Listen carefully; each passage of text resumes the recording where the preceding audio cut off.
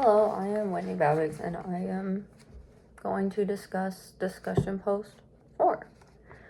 So the first question was, what topics and content statements are well supported? Which ones are underdeveloped or need improvement as you move forward? I chose financial responsibility and decision making, content statements 1 and 2. These are well supported because the articles provide a lot of information. Budgeting is important, but so is knowing how to get a job and impress employers. Budgeting is kind of meaningless if you don't have a job that provides the money to budget.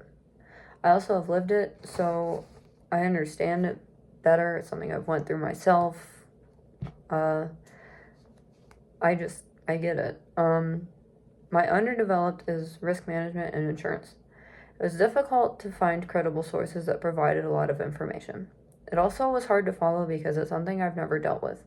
As I move forward, I'd like to read more articles that really explain risk management. I'd also like to speak to someone who has a lot of information so I can ask questions. Maybe they can explain it in different terms so I understand it better. It's not really something I've dealt with myself. I had a hard time following it myself, and I feel like a lot of credible sources I found only had tidbits here and there.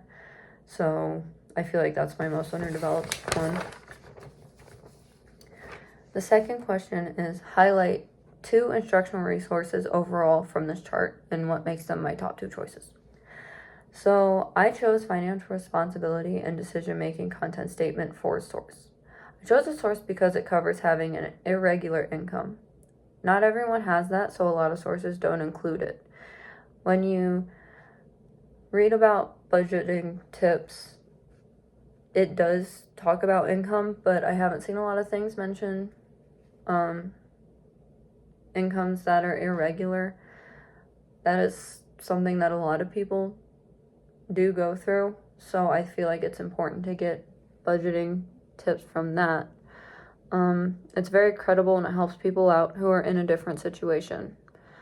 The second source is planning and money management content statement 7 source. This source is credible and it explains institutions and what they're used for. This is very useful because there are a lot of different sources and it's best to learn what's best for you. Knowing the difference between a savings and checking account is really useful, and the source covers such things. These sources are credible and they include a lot of information that most people tend to overlook. A lot of people tend to overlook them, so a lot of people don't learn them, and it's just a cycle where a lot of people don't actually understand the difference between like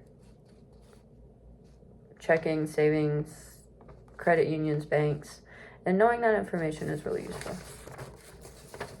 Last question is, discuss a few questions to continue to explore related to your professional journey in teaching and learning financial education. I would like to explore more into credit and debt. Debt's really intimidating because even though it's best to avoid debt, sometimes it's necessary. When it comes to buying a house or a car, debt is necessary. Making good decisions with it is important to learn, so it's important to teach.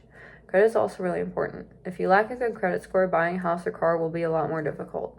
Sometimes you'll be denied by banks for a loan, so it might even be impossible. Balancing the 2 things is very important, so fully understanding it can lead to financial success.